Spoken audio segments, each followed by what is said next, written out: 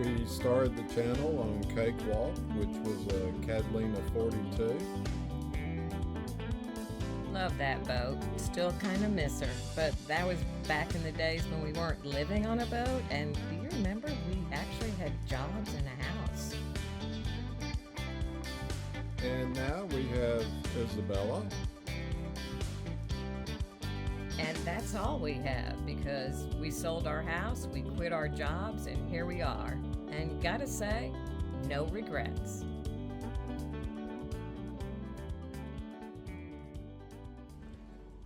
And if you haven't already, please hit the subscribe button.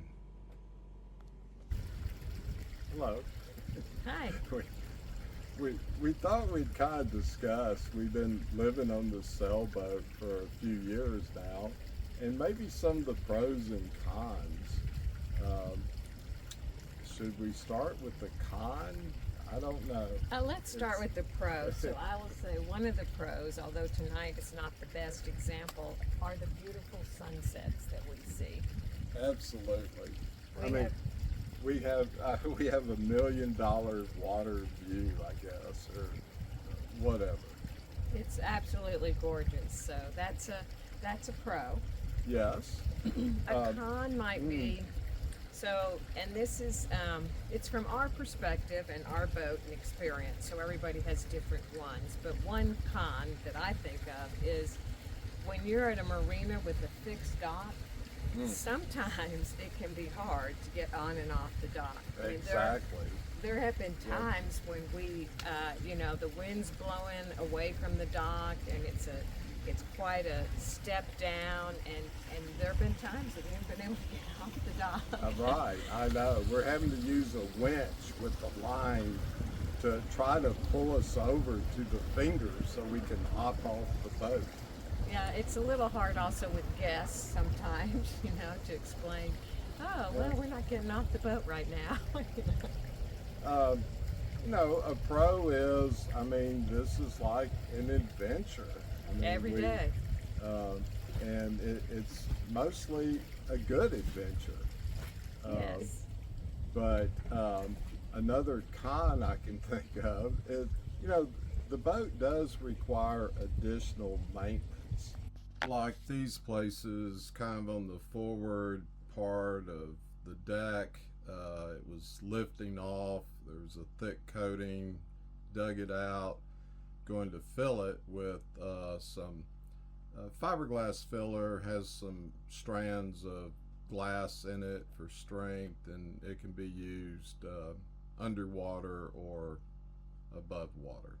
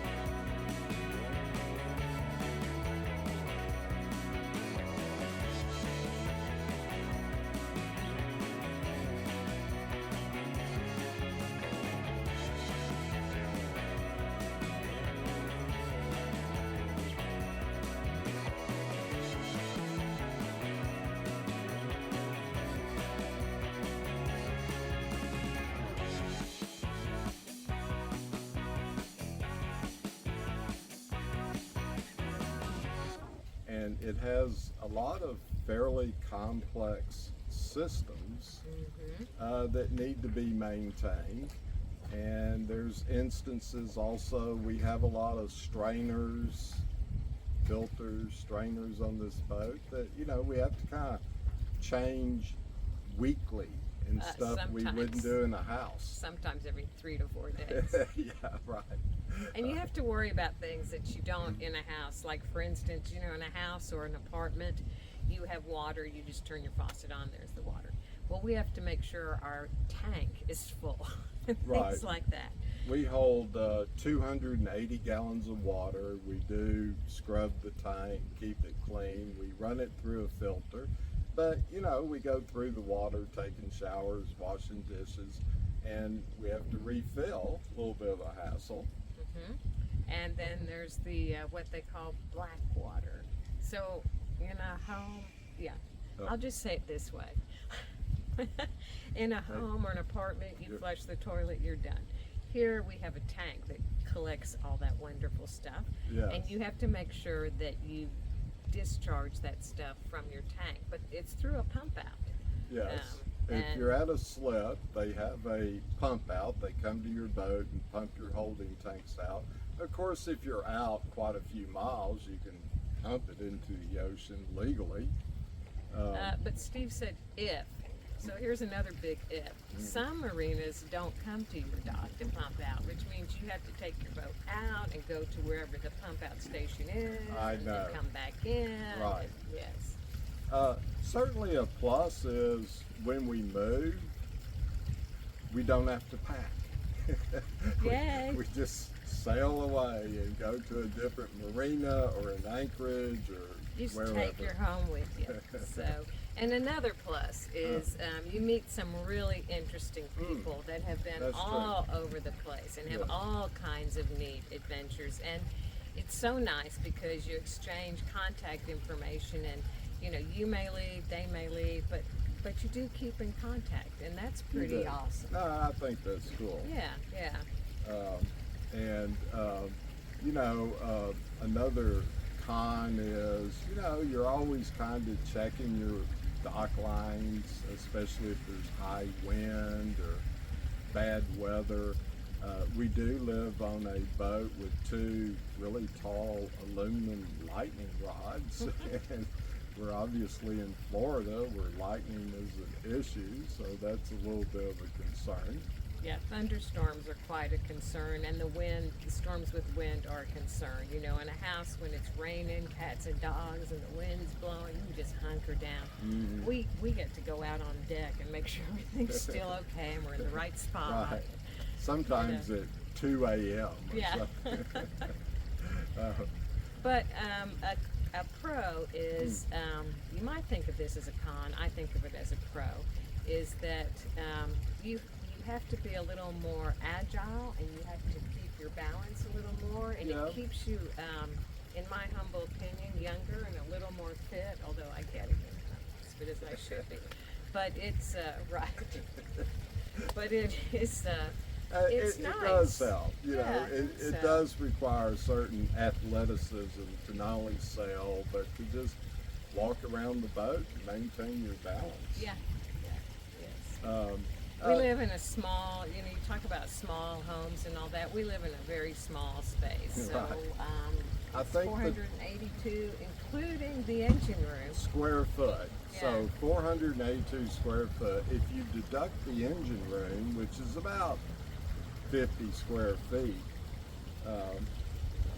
then, you know, it's obviously like 430 something square feet of living space. Of course, you know, I can always take a cup of coffee into the engine room and look at all the mechanics, you know, it turns me on. Yeah, well, I was just going to say, baby, I'm not living in the engine room. I go in there, but I ain't living in there. But it's not bad. The engine room's not Yeah. too bad. So living on a sailboat's a lot of hard work. But it's also very rewarding. I mean, we see lots of interesting wildlife. You know, we have manatee for neighbors, for Pete's sakes. And there's a certain romance to it. Yes, and it's a certain, you know, most of the time I would say it's pretty relaxing. Yeah, right. We can chill, have a glass of wine. It's a lot more slow paced than when we were living in a home and stuff. Sure. So, you know, we obviously like it. It's a little bit of a simplification over living in some large house. It's very different, but it's a good different. No yard to mow, Mm-hmm. things like that. No property taxes. So all in all, we like it. All in all, it's very different and not necessarily for everybody, but I guess it is for us. I guess it is. Yeah.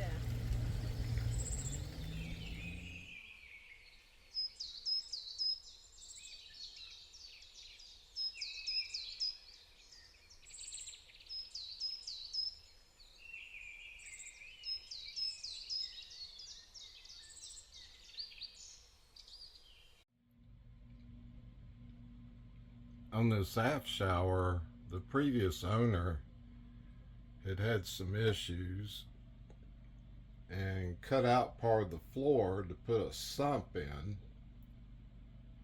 and there's a kind of a inner area and an outer area.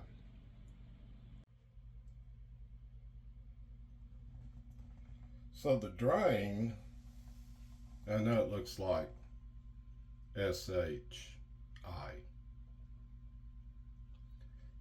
The drain goes into this inner tube, I guess, which goes to the sump, and there's a sump pump. Have a new piece to go in there, drain. It'll go in like that. I know that cutout looks like crap, doesn't it? And then there's that gap between the tube. Let's see, where is it? Right in there. And it simply, it ultimately goes below into an area, and it will empty into the engine room bilge if it overflows. But I don't want it overflowing. I want a good seal between the inner tube and the base of the new metal drain. So to do this, I'm going to take some water weld, which is a putty epoxy. I'm going to put on top of this, and I'm going to put oil on the underside of this. I'm going to press it down, and because it has oil on it, it won't stick to it. But what I'll form is a nice piece that joins the new metal drain, and then I put a little bit of caulk under it. So water will never go into there, which I don't want it to. If the sump isn't working, I want it to fill up the shower. So it doesn't look real good now. Top part's wood. Bottom part's fiberglass shell, and it's been painted, so I'm gonna fix it up, and I'll fill in where that square is they cut out. It'll look good. And then I'm gonna seal this down with some Cycloflex 291. Fairly strong, flexible, good for underwater. Steve has the epoxy ring that meets the new drain finished. The area's been blue taped to put some white epoxy in the square. Everything's bedded or epoxied, and now it's just a waiting game. And here it is all finished with the wet floor. The saga continues on the Em-Trak AIS unit with new developments. And I'm really quite miffed. Wait, are you saying you're quite the MILF? No, I'm saying I'm miffed. I think I heard you're a MILF. Okay, well maybe I'm miffed MILF. But Em-Trak is not going to fix the AIS. It really makes me angry. Yes, after a month of me sending in 2 different logs and telling them that the green power light didn't come on and that it was not transmitting, as my neighbors pointed out and the websites that track that pointed out, and they did finally send an email saying, well, they think it's defective and that they were going to go ahead and cover it under warranty. So I informed them that, it's going to cost $190, $200 to send it to England. And I didn't want to. They were going to charge me to fix it. And they said, no, they're going to fix it under warranty and ship it back for free. So I did send it. And then they received it, and about a day later, they send me an email saying they can't cover it because of water ingress at the USB port. The USB port has a rubber thing over it, I guess to keep water out. And when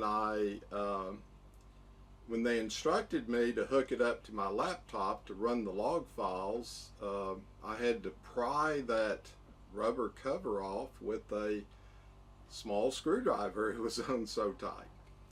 They sent pictures. That looks like some water damage. The unit is supposed to be an IPX6/IPX7 unit. The unit's been in a closet. It has had some water dripped on it, but it's designed to go outside. So basically, I thought they were really standing behind their product like other manufacturers do, and it turns out they really weren't. I think it was really a lousy thing for them to do. I'm out $190 shipping it to them, and despite them saying it would be covered under warranty, it turns out it was not. I do not recommend Em-Trak AIS units. Another problem is that if they break, you have to send them all the way to England.